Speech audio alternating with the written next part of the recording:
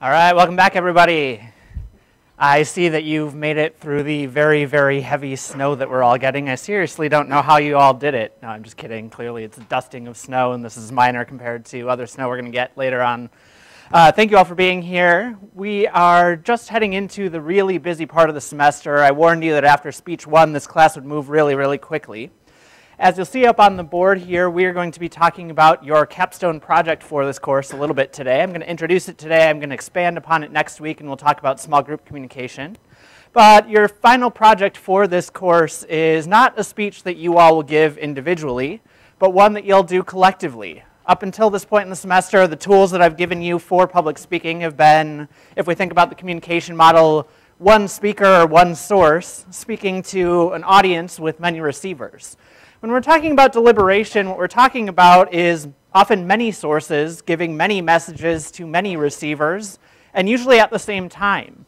Our goal of deliberation is usually to try and figure out what's in the public interest, what's the common good or the greater good for a lot of people. And different people will have different conceptions of what that greater good is. And so oftentimes we have to wrestle with competing messages. Obviously, today's an election day, so you've been receiving a lot of competing messages telling you who to vote for and what issues to vote for. And somehow you have to make sense of all of the various messages that you're getting. So as you can see, deliberation is probably a bit messier than the other public speaking you've already done in this course. Now, right after you finished speech one, I started to introduce speech two, and so we started talking about technical communication. From there, we moved into argumentation and persuasion, and from there, we moved into civic and community engagement. And I set it up that way for a reason, and the reason is that deliberation will encompass all of those things. So you'll see today we're going to start off talking about a little bit of review of stuff that we've already covered and seeing how all those various parts fit together. So let's start with the middle of that chunk of the semester when we were talking about argumentation and persuasion. We had about 2 weeks where we talked about claims, and then the second week we talked about evidence and reasoning to support those claims. One of the ways to frame argumentation or persuasion that I didn't talk about then but think is a good framework for talking about it now is the difference between having an argument, which you'll see on the left side of the screen, and making an argument, which you'll see on the right side of the screen. When we talked about argumentation in here, when we talked about persuasion, we talked more on the right side of the screen about making an argument. That is, you have a claim, you support that claim with evidence and reasoning. Think about it for a second. Somebody tell me what you think the differences might be between having an argument and making an argument. Go ahead. Well, having an argument is something that was already in place and you're aware of that, compared to making it is when you kind of start making it yourself right off the bat. Okay, good. I think what you're getting at is that having an argument is often situated in context. Oftentimes when we have an argument, it's me and another person, and we start having an argument, we get into a fight, is how we might say it. And that argument is usually situated in our previous relationship. That is, sometimes we might be best friends, or we might be a parent and child, we might be significant others, whatever it happens to be. We're involved in an argument, and once we're in that heat of the moment, it might recall the previous relationship that we've had up until that point. But it also might be one of those things where we kind of get entrained in each other's rhythms. That is, when you're having an argument, there's two of you going back and forth, and usually the goal is to win. Usually it's situated in context. Can anybody think of other differences between having an argument or having a fight and making an argument? Go ahead. Making an argument is, or should be, a well thought out reasoned process, whereas having an argument is often more disorganized and more runs on emotion rather than logic. Good, yeah. If we think about Aristotle's pistis or modes of proof, we could say that when you're having an argument, it's usually more pathos-based. It's usually based in emotion. We're trying to win that argument. We get really excited. We might get a little angry. Our goal is to win or lose, and our goal isn't necessarily to have the best argument in terms of quality. It's more just to win. Whereas when we're making an argument, it's usually a little bit more logos-based. That is, it's a little bit more logical, a little bit more rational, a little bit more thought out. Another way of putting it is having an argument might be a little bit more chaotic. Making an argument is probably a little bit more organized and structured. Any other differences you can think of?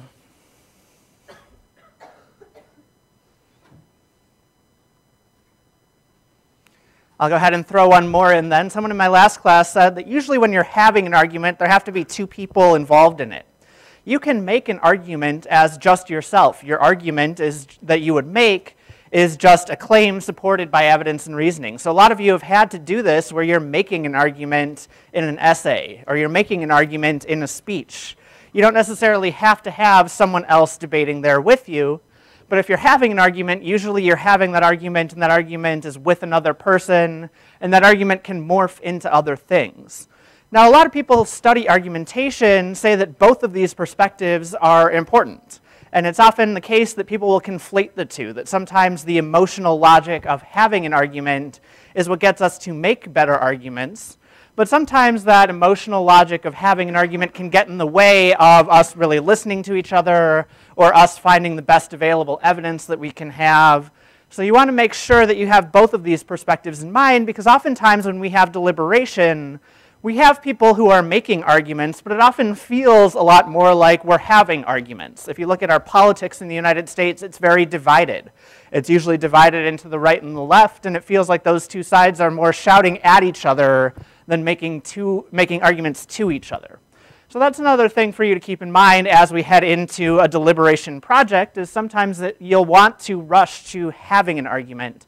I would encourage you as much as possible in your speeches to really think about how you make the best argument that you can make. Another way of thinking about argumentation is related to uncertainty. When we talked about persuasion, we spent 2 weeks talking about how human beings are generally not very comfortable with uncertainty. When we talked about communication ethics, I introduced the term cognitive dissonance. I have two options in front of me. I like some things about both of those options. I don't like some things about both of those options. I can only have one, so I have to choose one, but I worry that if I do choose that one, that it might be at the expense of the other, and maybe I'll have regrets. Oftentimes when we have argumentation, we have uncertainty. By nature, persuasion is something that can be otherwise. And so we're dealing with probabilities. We're not dealing with certainty. When I introduced syllogisms and enthymemes, I told you that syllogisms generally work well when we have absolute certainty. All x's are y's, w is an x, therefore w is also a y. Very rarely do we actually get that in practice, and so we have to figure out how do we live in a world of uncertainty. And most of the time it's by making arguments. We don't necessarily have that certainty, but it's also not just guesswork. We're not just saying all perspectives are valid. We're not just believing everything that we read, but we have some convictions. We have some good hypotheses about how the world works. We're open to persuasion. We're open to changing our minds, but we also do that based on some principle. We like our logic to be grounded.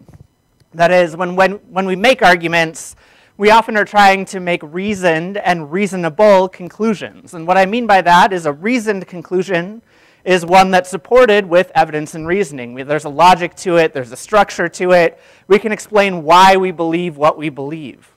When we're talking about reasonable conclusions, that often has to do with what we talked about as the stasis of value. It's reasonable because it's what we think is ethical, what we think is fair, what we think is just, what we think is the right thing to do, what resonates with our previous experience. When we're trying to make reasonable conclusions, we're trying to figure out what the best course of action might be. And ultimately, that's the goal of a lot of deliberation as well.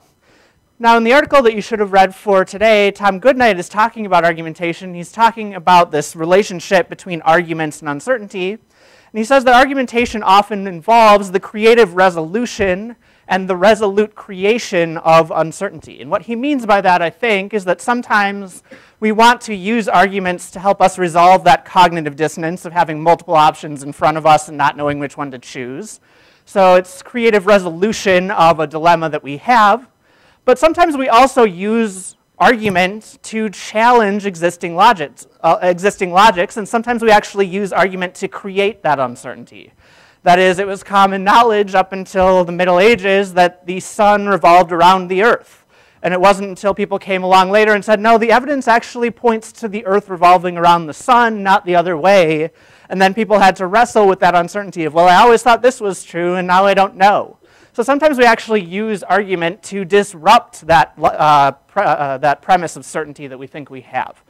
So I want you to keep that in mind as well, because deliberation often feels that way, that sometimes it's creating more problems than giving solutions. And I want you to be able to work toward a better world. I want you to work toward being able to solve the problems that you all are going to identify.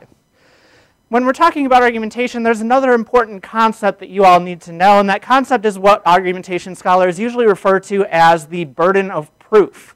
The burden of proof is essentially when you have people who are involved in an argument, whether they're having an argument or making an argument, the burden of proof is whose responsibility is it to prove that their opinion or their claim is the correct one. When we talked about civic and community engagement, I told you that there were two terms that were really closely related in a course I taught on civic and community engagement. One was the term engagement, which implies change. The other was foundations, which implies stability. Most of the time when you have deliberation, there are some people who are happy with the status quo. They want to keep things the way they are. They want to believe that the sun revolves around the earth. So it is the burden of proof. It actually falls upon the person on the engagement side of the coin. The burden of proof is that you have to prove that the existing logic or the status quo isn't working. And you have to be able to demonstrate that your new alternative is better than the old one, because as human beings, we're generally not big fans of change. If you think about probably one of the worst times in most of your lives, puberty, there were a lot of changes happening to you, and you probably weren't too happy about some of those changes at the time. So, human beings generally are afraid of change. The burden of proof usually rests with the person who advocates change. And in your deliberation speeches that you're going to give at the end of the semester, that's going to be your group's responsibility. So the burden of proof falls upon you, and it's a pretty big burden. A lot of people like things the way that they are, so you have to demonstrate why your option that you're choosing is better than solving the problem that you currently have. Another framework for deliberation is to think about deliberation in contrast to debate. I've taught a class called Argumentation and Debate. I thought about having you all do mini debates at the end of the semester. And I kind of like that framework because it sets up some of that having an argument perspective as well, and not just making an argument. The reason why I chose not to have you all debate each other is because oftentimes it's a rough go at the end of the semester in terms of grading.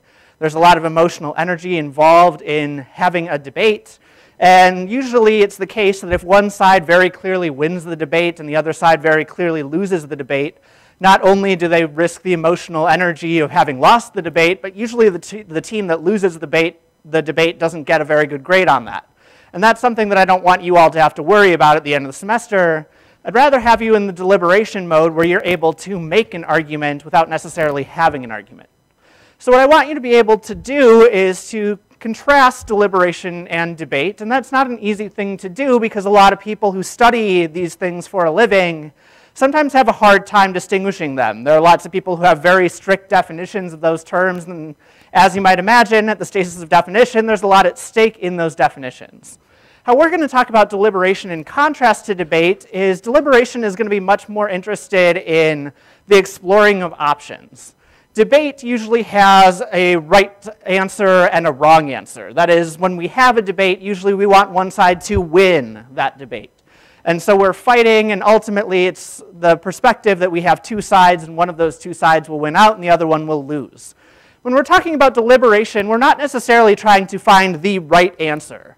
A lot of the problems that you all are going to choose for your deliberations are going to be problems that maybe don't have a good solution.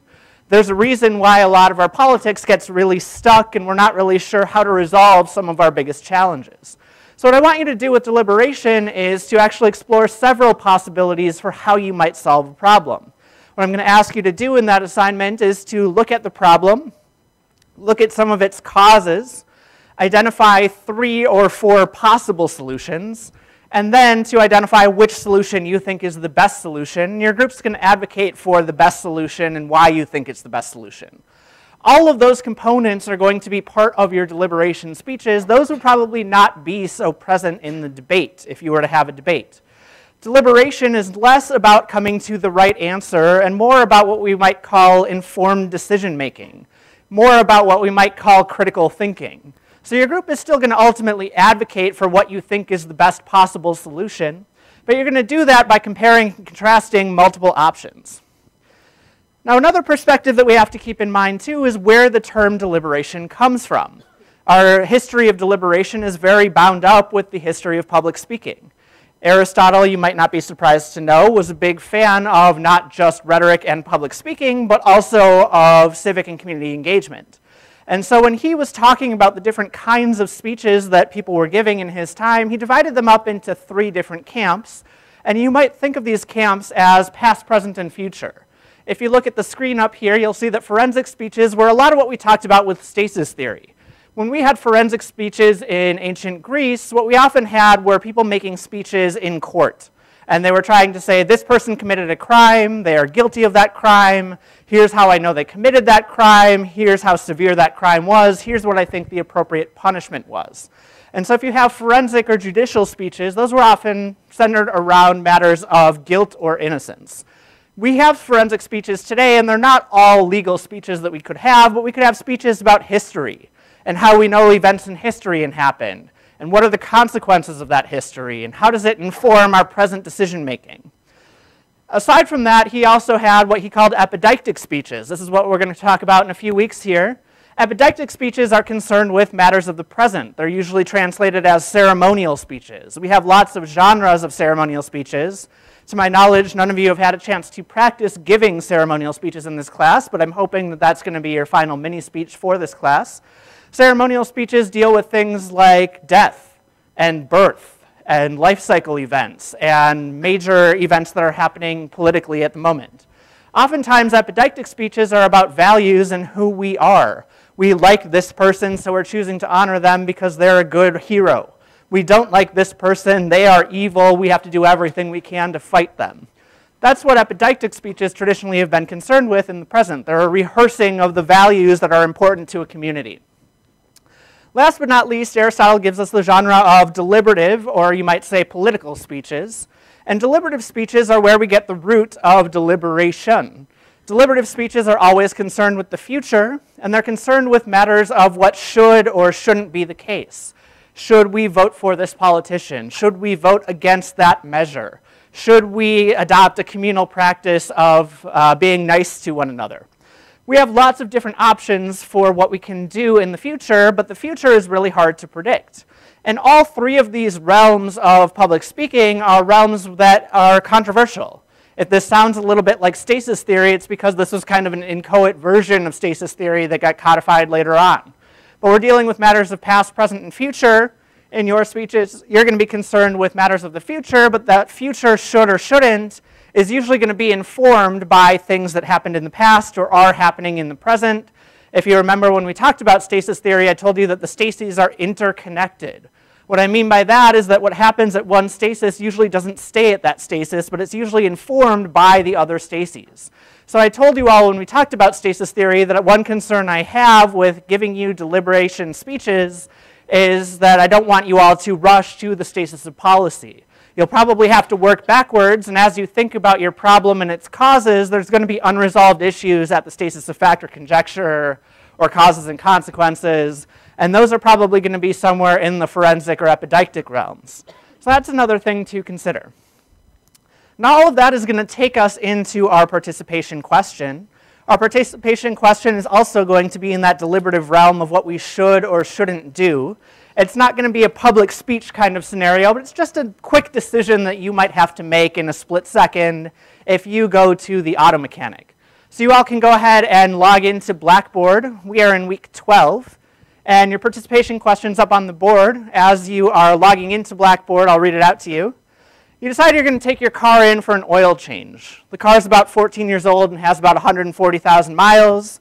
When performing routine diagnostics, the service technician tells you that your car needs a new serpentine belt.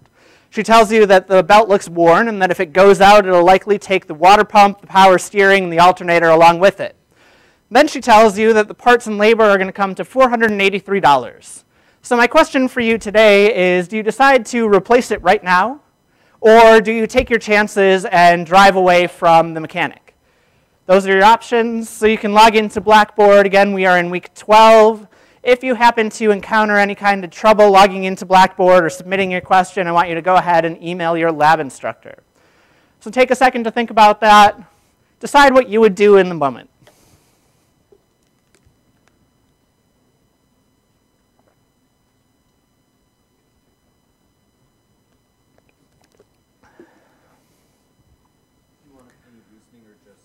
If you want to provide the reasoning, you can. You don't necessarily have to.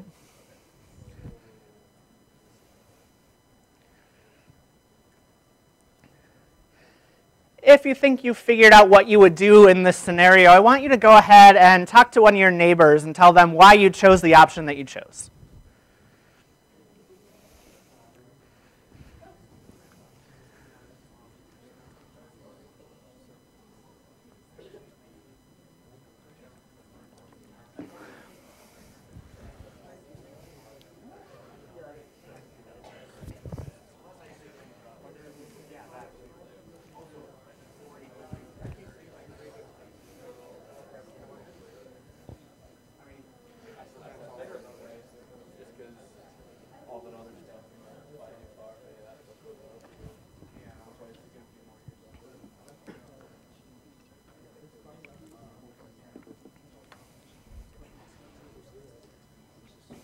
All right, it sounds like most of you have decided what you would do in this scenario.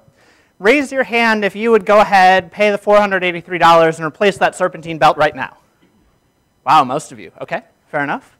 Raise your hand if you would take your chances and drive away from the mechanic. Anybody? A handful of you. Okay. Let's start with the people who said that they would replace the serpentine belt right now on the spot. Why did you choose that option? What were some of the factors that led to that decision?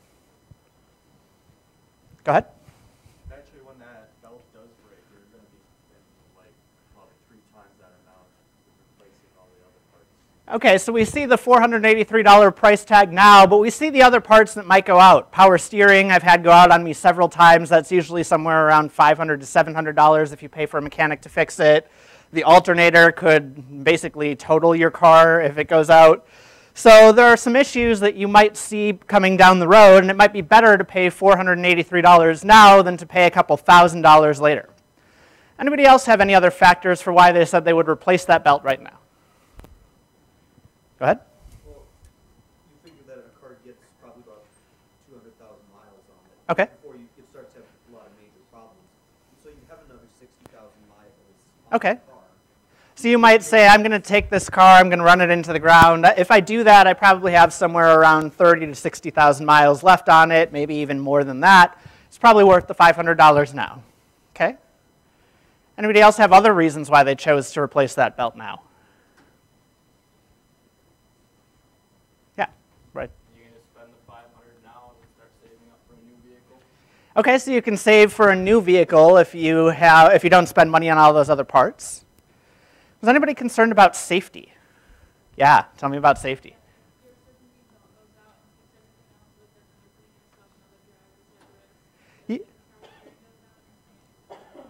Yeah, so if these parts go out, you're putting not only yourself but other drivers at risk. If your serpentine belt happens to rip, you are in a dead stop wherever it rips. You're not going anywhere.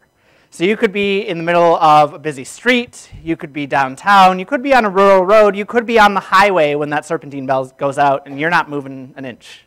So that's kind of risky, that's pretty scary. And not only that, but you might actually get injured or killed, or you might injure or kill other people if that goes out. Okay? Somebody tell me why you decided you would take your chances then with this serpentine belt. Yeah, go ahead. There have been times that I've gone to the mechanic and they said, oh, you need to replace this, this, this, and this. So when all I came in is an oil change and all the rest are fine.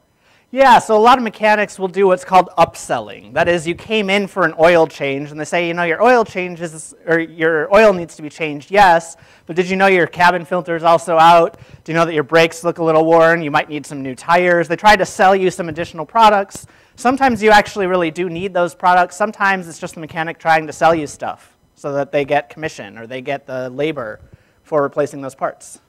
Do you have something to add? Or you're just, okay. Oh, go ahead. Yeah. I read a history of mechanics trying to upsell me things. Uh-huh. And going to a mechanic that I know personally, Uh-huh. and it's going to tell me what I need, I can probably go get something. Yeah, so maybe you would want a second opinion. You might trust your mechanic, you might not trust your mechanic, but some of us are a little leery of mechanics. We've heard some stories of them trying to charge you for things that you don't need. Anybody else tell me why they chose not to replace it? Yeah. Yeah. So this is an example that actually happened to me. It's happened to you as well. If you happen to go to Google and you look up what a serpentine belt costs, a lot of you are probably thinking it's probably like $200 to $300 just for the part. The part itself usually runs anywhere from 25 to 40 bucks. What that means is that the rest of this charge, most of the time when mechanics charge you, they charge you for parts and labor. So if the parts are, let's say, 30 bucks, they're charging you $450 for the act of replacing your serpentine belt. That means that if they're making $50, $60, $70 an hour, you can do the math. They're spending several hours putting a new belt on your car. When I had my serpentine belt replaced, I had the mechanics do it, but it was much cheaper than this. I think it ran me about 180 bucks. So they're overcharging you in this case, and you probably shouldn't worry, or you shouldn't replace it right on the spot. You should probably seek out a second opinion, or at the very least, consult somebody else to see what's going on. Now, I give you this example because a lot of you are probably thinking it would be really nice right now to call someone. Maybe one of my parents is really good with cars, or a sibling, or a friend is really good with cars. If I don't know anyone personally who's really good with cars, maybe what you wanted to do was take out your phone and look on Google. How much does a new serpentine belt cost, and is this reasonable to pay about $500 to replace it? A lot of you probably had that instinct. Raise your hand if you wanted to get a second opinion that I didn't give you the option of. Quite a few of you, yeah. That's what I'm getting at here, and that's what's going to be interesting when we talk about deliberation. This is directly connected to the article that you should have read for today. So the article that you read was coming from a rhetorician named Tom Goodnight, written in 1982, before most of you were born, I'll say even before I was born. Tom Goodnight was already talking about this issue of how do we know who to trust and how do we trust them when we need to trust them. So in 1982, Tom Goodnight was writing about what he called different spheres of argument. And he divided up our spheres into three different groups. We had the personal or private sphere, we had the technical sphere, and we had the public sphere. And all three of these spheres are different places or different realms where people make arguments. And they make different kinds of arguments in these realms. And sometimes people don't even get the qualities to make arguments. So they're not taken seriously if they try to make arguments in these different realms. I have them listed up here as a Venn diagram, but you could probably think of them instead more like bubbles. And they're interconnected bubbles where there's overlap among the different spheres. But sometimes it's better to think about them separately as well. So we're going to talk about these different spheres of argument. I'll tell you that when I was designing this class last year, I actually subconsciously designed your three major speeches to be a personal speech, a technical speech, and a public speech. And I didn't even think about it. This was so ingrained in my psyche that I didn't consciously design it that way, but I'm really glad that it worked out that way. So what I want you to see is how these different spheres matter when it comes to argumentation. And I want us to talk about how they might relate to deliberation to help you think about that final project that you're going to have in this course. Before we get there, what I'd like you to first start thinking about are the private sphere and the public sphere. When we talk about the private sphere, we're usually talking about those issues that people don't like to talk about all that much. There are certain things that we do in private. There are certain things that we consider private that are very closely related to our identities. When we talked about civic and community engagement last week, I told you that it's not very Minnesota or North Dakota nice to talk about things like race or sex or politics, or religion, or death. Those are things that we often think of as being wholly relegated to the private sphere, and we don't really talk about those things much in public, as opposed to the things that we're a little bit more comfortable having civic or community engagement around. We have lots of political issues that transcend those things that we do privately that affect us all, things like immigration, things like UND policy, things like sports. Those are things that we think of in the public sphere. And we make different kinds of arguments based on whether those arguments are about private things or public things. In the United States, we really like to separate those things out. There's a long history of trying to treat those as separate categories. Once again, I've listed them as a Venn diagram here because I think there's actually a lot of overlap between those two spheres. There's a feminist mantra that says the personal is political. What I mean by that is that oftentimes we think we're alone in having problems, but often other people will experience the same problems that we're experiencing. So earlier this semester, I led a deliberation series called Target Nonviolence, and one of the deliberations that we had in that series was about sexual violence. And I happen to know the statistics that about 1 in 4 women and about 1 in 10 men will be victims of sexual violence. So there are lots of people who are victims of sexual violence, and I don't mean to conjure up any triggers for anyone who fits that demographic in here. But oftentimes, survivors of sexual violence think that they're alone. They think that the story only happened to them, and they can't really talk about it, and it's uncomfortable to talk about it because that's something we relegate to the private sphere. To give you a different example, we might talk about mental health. A lot of students have mental health issues. I would say that in the last 5 years or so, I've seen a major uptick in the number of students coming to me and saying, by the way, you should know I have anxiety. By the way, you should know I have depression. By the way, you should know that I have anxiety and depression. There's a lot of students who have mental health concerns, and a lot of those students also feel alone. That's something that we generally think of as private, but if we were to start to think of it as a public problem, it might change how we handle those kinds of issues. What kinds of resources might we provide if we knew the statistics and if we knew the kind of treatment options that were available to people? So again, to return to my mental health example, we often not only see mental health as a private concern, but we see the treatment of mental health as a private concern.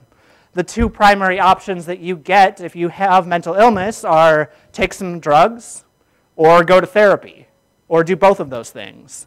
But those are treated as individual problems and individual solutions. One of my favorite books that I've ever read is from Dana Cloud, who we read last week. She has a book called Control and Consolation in American Politics, and her argument in that book is if we really want to take mental health seriously, we have to get beyond seeing mental health as a private problem, and we have to treat it as a public problem. And when we do, it might help us figure out how to alleviate that problem, and we might be able to work together to come up with some common solutions. So in order to understand the different spheres of argument, we have to understand this division between public and private, and we have to understand that that division isn't always so rigid. Now, if we were to break down these three spheres, what Goodnight is getting at here is that there are different places and different people who get to argue in each sphere. So when we have arguments in the private sphere or the personal sphere, he uses those terms interchangeably, what we often have are two people who are engaged in having an argument. It's usually my friends, my family members, my coworkers, a parent and child, a boss. Whoever it is, we're engaged in having an argument, and it's usually interpersonal, and as a result of it being interpersonal, the kind of argument that we have usually relies on certain kinds of evidence. The evidence that's usually pretty common in the private sphere is personal experience, or it's stories. A lot of times we'll say, well, I have a friend who lives in Indiana, and he had this problem, and here's how he solved it.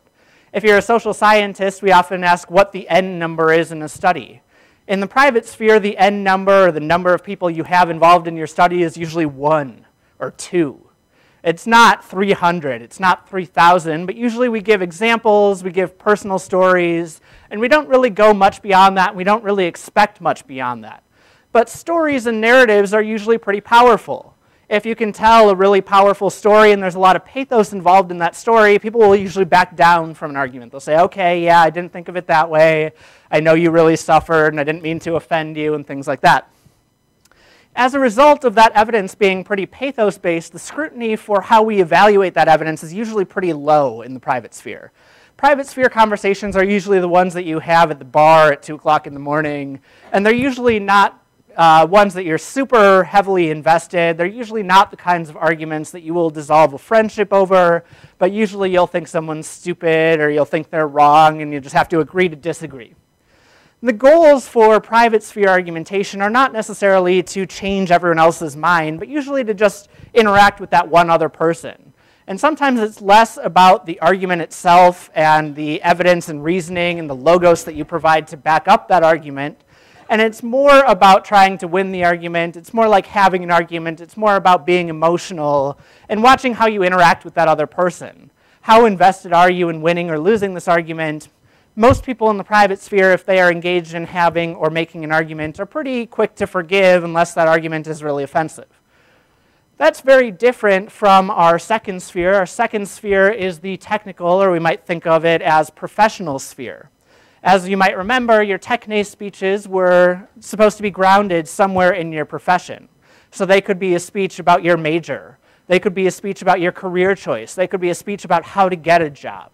When we talk about this term techne, what we mean by it is something that somebody could gain specialty and expertise in, something that somebody could spend a lot of time studying, something that somebody needs special skills in order to do. A lot of us will go to trained professionals for help with things. So we go to our mechanic, we go to our dentist, we go to college in order to get specialized learning from somebody who's spent years either studying or living or practicing particular skills. Remember also that techne is our root of technology. So when I asked you in the auto mechanic example that we had today, how many of you wish that you could have gone to Google? Sometimes we also place our faith not necessarily just in experts, but also in technology. When we talked about memory a few weeks back, I talked about how a lot of people in the 21st century are not so good at remembering specific things, but they're good at remembering where to go to find those things. We know where to look on Google to find the thing that we're looking for. We're not so good at remembering specific tasks in a particular order. So a few weeks ago, my car battery died, and I knew that I could jumpstart a car. I've done it before, but I couldn't remember the order of the cables, so I pulled up my phone, I went to Google, and I tried to go from there. I have a friend who teaches sociology on the East Coast, and that friend happens to be transgender. And that friend says, you can talk to me about my gender, or you can go to Dr. Google and see what Dr. Google says about how to approach people about their gender. So there's a lot of faith that we sometimes put in technology, and sometimes that faith is a little bit misplaced. But ultimately what we're looking for in the technical sphere is some kind of expert or some kind of expertise. Usually there's some kind of specialized vocabulary or jargon that people know if they're part of the in-group and they're part of the trade. They know the terms for what an alternator is versus a carburetor versus your power steering.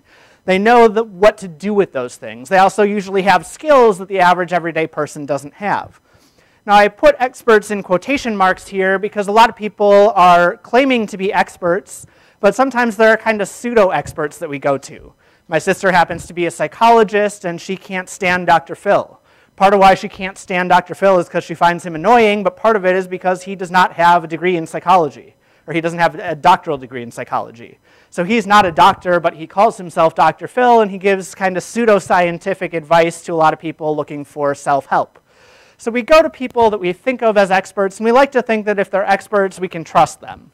You also probably know that just because someone is an expert in one thing doesn't mean that they are an expert in everything. I can tell you a lot about the relationship between communication and violence based on the writing that I do. I don't think any of you would want me to perform a root canal on you because that would be incredibly painful and it could end up severely damaging your teeth. So we go to experts for particular things and we look for particular kinds of expertise. That expertise is usually gained through specialized methods that we are trying to have. So maybe it's someone conducted a study.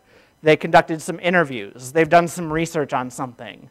Maybe it's that they've practiced a profession and they can tell you the exact process and how to do it safely, and it's something that otherwise we could easily screw up. So we go to people for that kind of evidence, and that evidence, as a result of being specialized, usually has very heavy scrutiny. If you think of why so many of your professors ask you to find peer-reviewed journal articles from other academics, it's because those articles are where we store new information. Most of the time when we have peer-reviewed journal articles, it's people like me and even more advanced than me who have been writing about those issues for 30 years.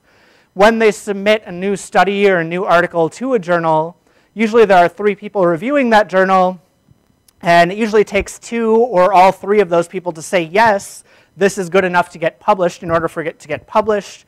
A lot of good journals in academic fields have a rejection rate of, say, 90%. So if you submit something, 90% of your ideas are not good enough to get published.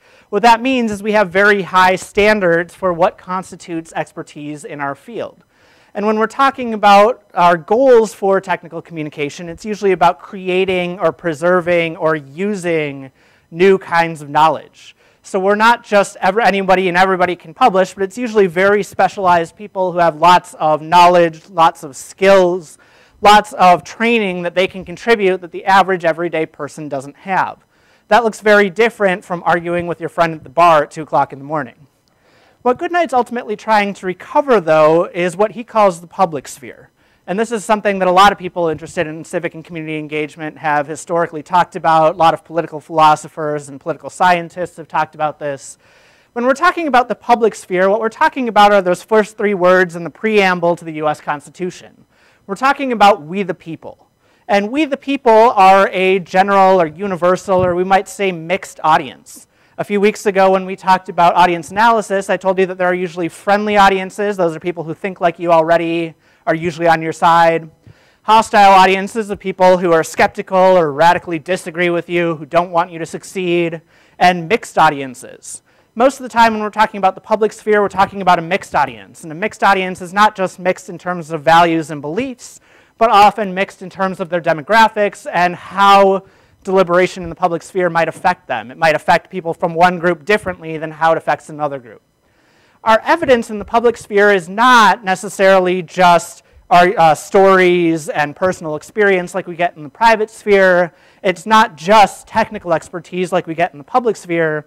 Usually the evidence that we need when we make arguments in the public sphere is evidence that is widespread.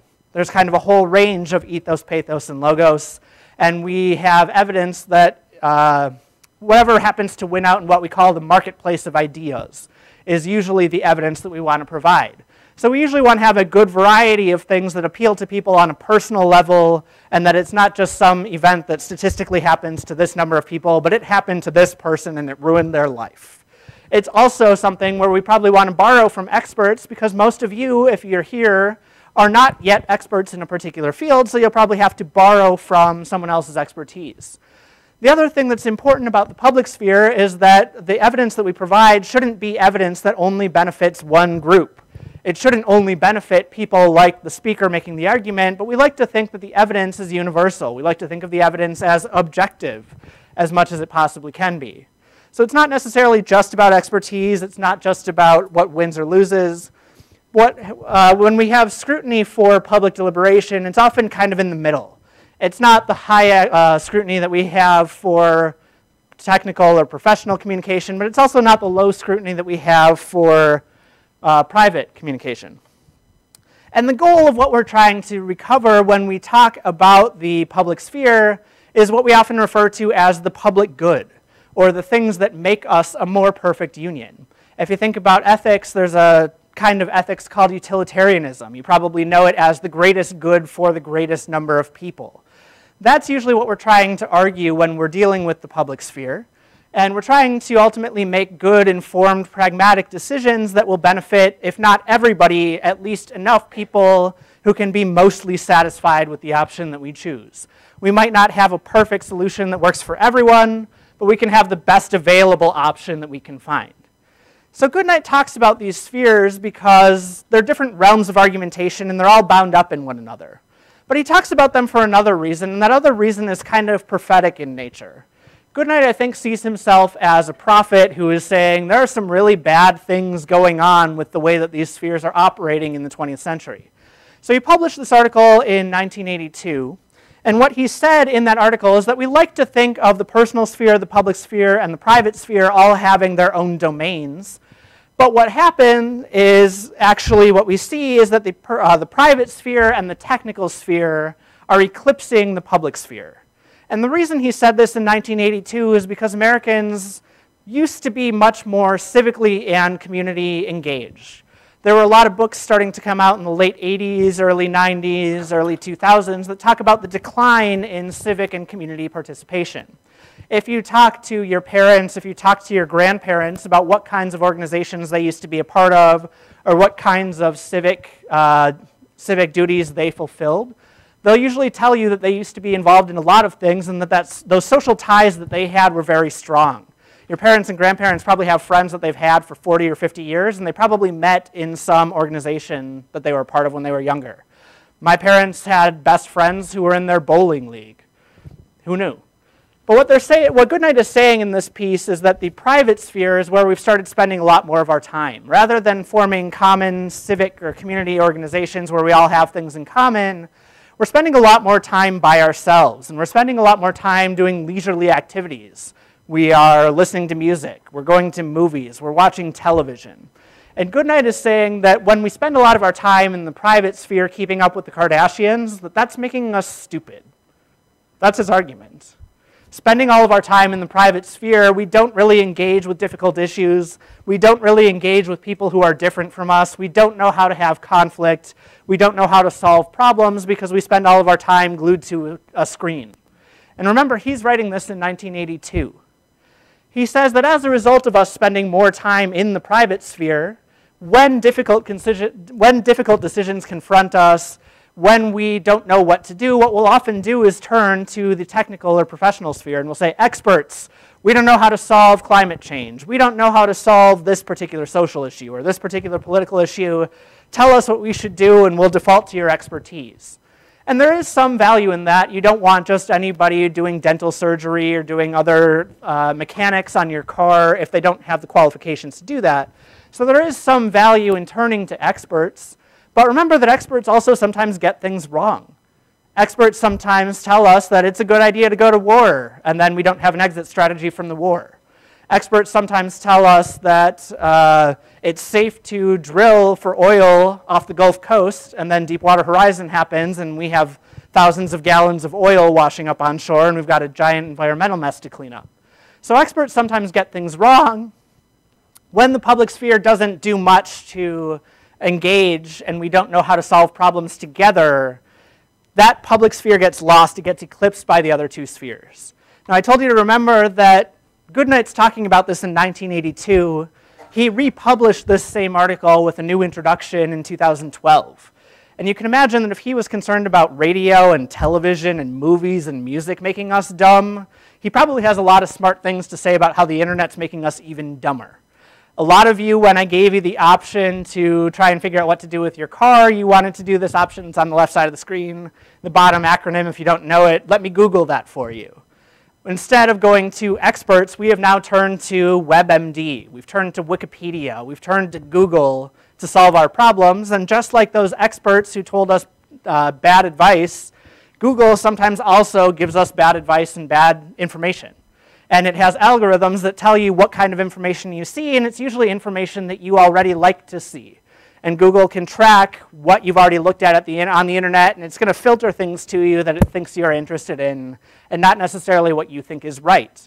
What that does is creates bubbles that we often interact with people who are very similar to us, and we don't interact with people who are all that different from us. The other concern that Goodnight has, in 2012 at least, and probably since 2012, is that if the internet, if cable TV and music and radio are making us dumb, social media is probably the worst version of us making ourselves dumber because we're, again, interacting with people who are very similar to us. In those moments when we engage with other people online who are different from us, it's less about making an argument and more about having an argument. It's about winning the internet. It's about coming up with the creative Twitter update or the creative internet meme that wins the internet and wins the argument. So we can be concerned that the public sphere is being lost. My challenge for you all at the end of the semester is to try and figure out a public problem and try to recover the lost public sphere in that problem. How do you learn from various people who disagree? How do you make decisions under conditions of uncertainty? So as you prepare for those deliberations at the end of the semester, I'm going to warn you now that we're going to be speaking not as individuals, but instead as small groups. When we come back together next week, what we're going to see is how to engage in small group communication without killing each other. I know that some of you are already afraid of the group project because it's a group project. I want to give you advice so that that group project goes a little bit more smoothly. As you set up that speech, you're going to have it in a problem-solution format or a problem-cause-solution format, where you're going to be identifying a problem, identifying what's causing that problem, looking at 3 or 4 different possible solutions to that problem, and then eventually trying to advocate what your group has decided is the best possible solution. As you do that, you're going to be arguing at the stasis of policy. Your thesis for that deliberation is going to be some governing body, whether that's the Grand Forks City Council, the US Congress, somebody who has decision-making power to make sure your policy actually happens. Some governing body should do this specific policy that they're not currently doing, and here's why. Now remember that as you're making policy arguments, those are usually informed by issues at the earlier stages. And as you're making a policy argument, you are by default on the engagement side of that foundations versus engagement debate, or that stability versus change debate. That means that as the group, you have the burden of proof to prove why your option is better than the status quo. It's not an easy assignment, but that's why we're going to have next week to talk about small groups. It's why you'll have most of the rest of the semester to work on that project in those small groups. So I will let you rise to that challenge, and we'll come back together next week.